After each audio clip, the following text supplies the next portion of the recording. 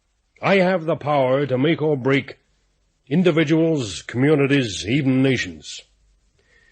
I guess she could see past the dollars to something more lasting. She wanted me to use my power to do some good for the world. So she stayed. And then this came along. Can you throw any light upon that? Oh, it's black against her, I don't deny it. Women lead an inward life. They can do things that are beyond the judgment of a man. No, there's only one explanation that's come into my head for what it's worth. Yes? Well, there's no doubt that my wife was jealous, bitterly jealous. There's a kind of soul jealousy as well as a body jealousy. She might have planned to murder Miss Dunbar or just threaten her with a gun. Then maybe there was a scuffle, and the gun went off and shot the woman who held it. That possibility had already occurred to me. It's the only alternative to deliberate murder. But Grace, Miss Dunbar, denies it completely. Well, that isn't final, is it? She might have carried the gun back to the house in a daze and thrown it down in her wardrobe. And when it was found, she might have tried to lie her way out by a total denial, since all explanation was impossible. What is against such a supposition? I'll tell you what's against it. The fact that she's innocent. Well, at any rate, I may be of more use to you when I've seen this young lady myself. I've no doubt we can reach Winchester by the evening train. Are you game, Watson? Naturally. Good. Well, that's fine. I've some business in town, so you'll have to excuse me from joining you. Very well, Mr. Gibson. We'll meet later. Goodbye until then, Mr. Holmes, Dr. Watson. Goodbye. Goodbye. On second thoughts, Watson, it might be useful if we visited Thor and heard some details from the local constabulary there before going down to Winchester. Come along. Sergeant Coventry, I believe. That's right, sir. I understand you're in charge of the Thor Bridge case. My name is Sherlock Holmes. Oh, yes, Mr. Holmes. I was expecting you, and I can tell you, sir, I'd rather have you here than Scotland Yard. Once they get into a case, bang goes all the credit for the local man, but all the blame if anything goes wrong. If I can clear it up, I don't ask to have my name mentioned. Oh, that's very handsome of you, sir. And my friend, Dr. Watson here, is the soul of discretion, Sergeant. Oh, I'm sure he is, sir. Sir. Now then, Mr. Holmes, I'd like to ask you this, and it's a thing I wouldn't breathe through another soul. Don't you think there might be a case against Mr. Gibson himself? I've been considering that. You've not seen Miss Dunbar yet. She's a wonderful, fine woman in every way, you know. He may well have wanted his wife out of the way. It was his pistol, you know, sir. Was that clearly made out? Yes, sir. One of a pair he had. One of a pair? Where's the other? Well, sir, he's a lot of firearms about the place, one kind and another. We never quite matched it up. But the box was made for two. I see. We've got them all laid out in the house if you care to see them later. And now, perhaps, sir, if you'd like to have a look at the place where the body was found. Yes, I should.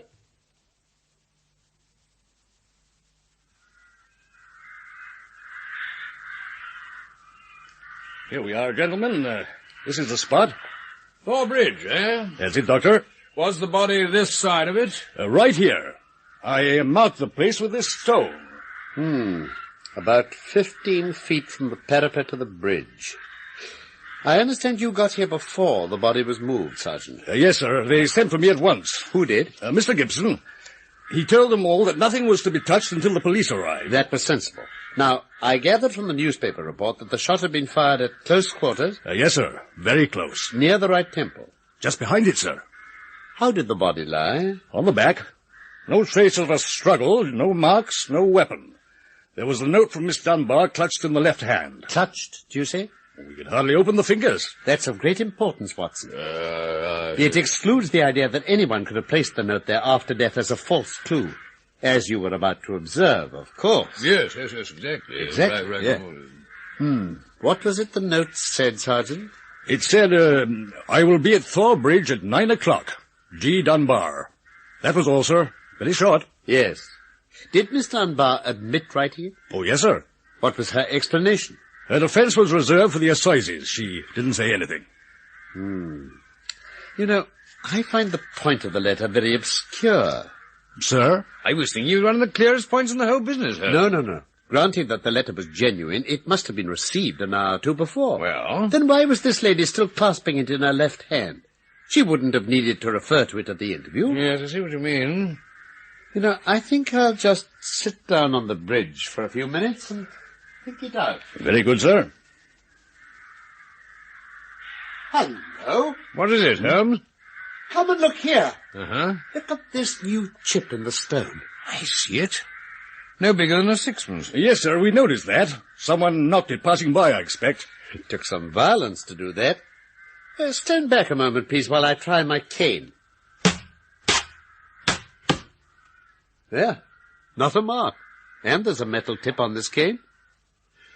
It certainly took a hard blow to make that chip. It's a point worth noting, that's all. Now, there were no footprints, I take it. The ground was iron hard, sir. Not a trace.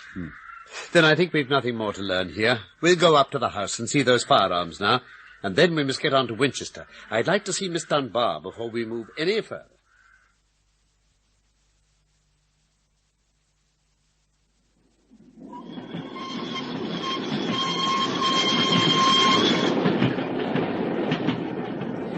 Watson, I can see no evidence at all to suggest that our millionaire was out of doors when his wife was murdered. Yeah, but the governess was out. She admits making the appointment to meet Mrs. Gibson at the bridge.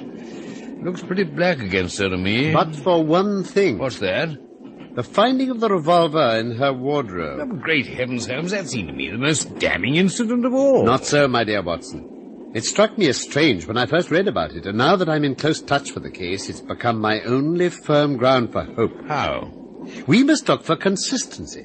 Where it's lacking, we have a right to be suspicious. Best if I can follow you. Well, now, Watson, listen. Suppose for a moment you are a woman who's about to get rid of a rival. Yeah. You've planned it. A note has been written. The victim has come to the rendezvous. You have a revolver.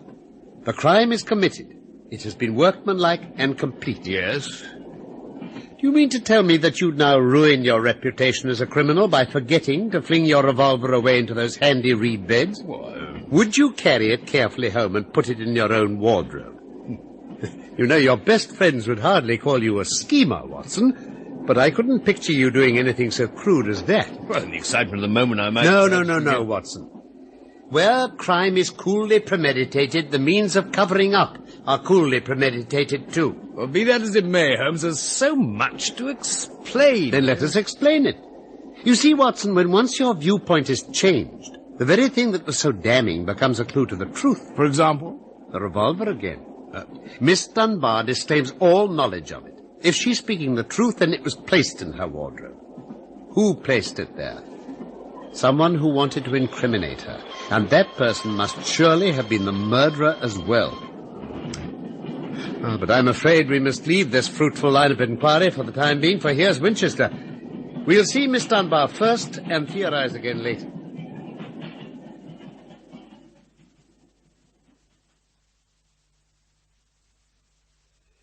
Now that I've talked with you, Miss Dunbar, I'm prepared to accept Mr. Gibson's statement, both as to your good influence over him and of the innocence of your relationship. Thank you. But you must have no illusions about this. The cards are stacked against us, and I must have all your help if we're to win. I promise you, Mr. Holmes, I'll tell you nothing but the truth. Good. Then please tell us what were your relations with Mr. Gibson's wife. She hated me. She misunderstood my relations with him, I don't doubt. She had this tropical quality about her, if you know what I mean. She loved him so vividly in the physical sense that it must have been beyond her to understand the mental, the spiritual tie that came to join her husband and me. I can see now I was wrong to have stayed on in their house. But I know that even if I'd left, their unhappiness would have remained with them. I understand. Now, please tell us exactly what occurred that evening. There's so much I can't explain. If you'll find the facts, perhaps others may find the explanations. Yes, I see. Well, that morning I'd found a note waiting for me on the table in the children's schoolroom. It was from Mrs. Gibson. It implored me to meet her at Thor Bridge after dinner. She had something important to say to me. I was to leave an answer on the sundial in the garden, and no one was to know of our meeting. This secrecy seemed rather exaggerated to me, but I did as she wished, and then I burned her note in the schoolroom grate. You were asked to do that? In the note, yes. Yet she kept your reply very carefully. Yes, I was surprised to hear about it being found in her hand. Well, what happened then? I went to the bridge after dinner as I'd promised. She was waiting there for me. I'd never realized until that moment just how the poor creature hated me. She was like a mad woman. I think she was mad. What did she say? She poured out her fury on me in the most horrible words I'd ever heard uttered. I put my hands to my ears and ran away. She stood there in the mouth of the bridge, shrieking those things after me. You heard nothing else after you'd left? No shot? Nothing but that terrible voice. I ran all the way back to the piece of my room and shut myself in. Did you leave your room again before next morning? When the alarm was raised that they'd found her dead, I ran out to join the others. It was soon after 11. I see. So we come to the all-important point. This revolver that was found in your wardrobe. Now, had you ever seen it before? Never, I swear it. When was it found exactly? Next morning, when the police made their search. How long could it have been there? It had not been there the morning before. How do you know? Because I'd tied it out the wardrobe. Then when could anyone have come into your room and placed it there? Well, only at mealtime, or when I was in the schoolroom with the children. As you were when you got that note? Yes.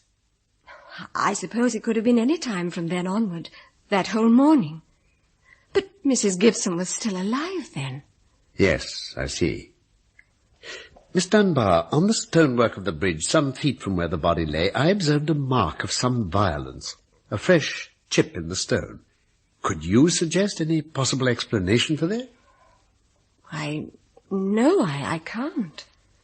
I don't understand, Mr. Holmes. But suddenly I think I do. Come along, Watson, at once. Yes, Holmes, where to? Back to Thor Bridge. What is it, Mr. Holmes? Please tell me. Not now, my dear lady. You'll get news by tomorrow. Meanwhile, take my assurance that the clouds are lifting for you at last, and the light of truth is breaking through.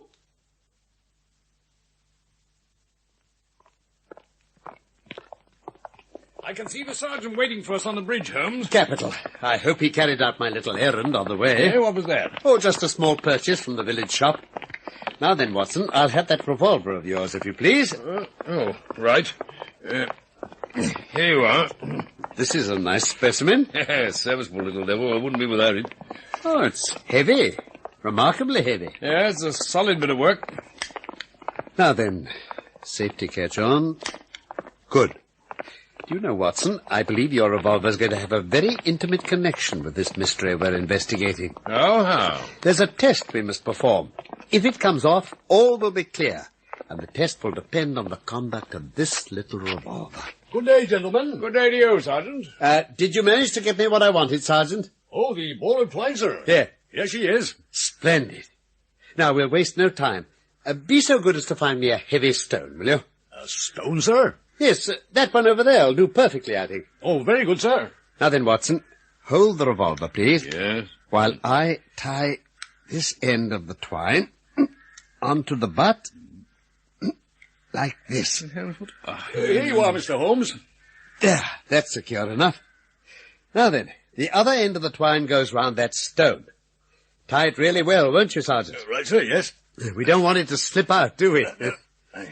That's right. Yes, like that. Dash it, Holmes, I do wish you'd tell us what all this is about. In a moment, Watson, I'll show you. All secure, Sergeant? That won't slip, sir. Capital. Now, I want you to walk over to the bridge, put the stone over the edge of the parapet there, and let it down as far as it'll go on the twine. Right you are, sir. You take the strain on the line, Watson, or it'll go with a jerk. I'll hold on to the gun. I've got it. Right. Then lower away, Sergeant. Right, Mr. As Holmes. gently as you can. There, Mr. Holmes. She's down. Just a foot clear of the water. Now, stand clear, both of you, and watch closely. I raise the revolver to my head. Careful, Holmes. Don't worry, Watson. I shan't fire it. I loosen my grip and... There! Holmes, my revolver! Now, come on, let's examine the bridge. Look! A fresh chip in the parapet where the weight of the stone flung the gun before it pulled over. Our test has worked, Watson. You mean that's how it was done, sir? She shot herself? Precisely. Well, I am blessed. If you'll oblige with a grappling hook as soon as you can, Sergeant, I think my friend here will soon have his little revolver back, none the worse for wear. Thank goodness. Aye, sir. And if I'm not mistaken, you'll find another revolver, stone and twine, in much the same place. Well, I see exactly what you were getting at, Mr. Holmes, but Watson, the sergeant is not quite convinced. Well, if he's at all like me, he's just trying to work out how it all fits in with that revolver in the wardrobe. And the note in the dead woman's hand, sir. What could she have meant by that? They show a remarkable subtlety of mind. A note was extracted cleverly from Miss Dunbar, which would make it appear that she had chosen the time and place of the crime. Mrs. Gibson was so anxious that this false clue should be discovered that she overdid it by holding it in her hand to the last. That alone should have excited my suspicions earlier than it did. The gun, then, in the wardrobe? Simple. We've been told that it was one of a pair. The other hasn't been found because Mrs. Gibson took it for her own use and is now down there in the water alongside yours. She could easily have taken its mate down to the woods earlier in the day and discharged one barrel without anyone hearing. Then she took it back to the house and concealed it in the wardrobe while Miss Dunbar was in the schoolroom. I don't doubt you're right, as usual, Holmes. It's a pretty horrible picture you've painted. Do you know, I don't think in all our adventures we've come across a stranger example of the workings of a crazed mind. Her first resolution, probably, was to end her own life. Her second was to involve the victim of her hatred. But, oh, Watson, that chip in the stonework. I've been sluggish in mind and wanting in that mixture of imagination and reality which is the basis of my art. No, you'd better not think of adding the problem of Thor Bridge to your annals. I fear it'll not improve my reputation at all. Oh, Holmes, there you go again. In Thor Bridge, by Sir Arthur Conan Doyle, adapted for radio by Michael Hardwick, the part of Sherlock Holmes was played by Carlton Hobbs, and Dr. Watson by Norman Shelley. J. Neil Gibson by Robert Ayres, Sergeant Coventry by Humphrey Morton, Grace Dunbar and Mrs. Hudson by Beryl Calder. The recorded production was by Robin Midgley.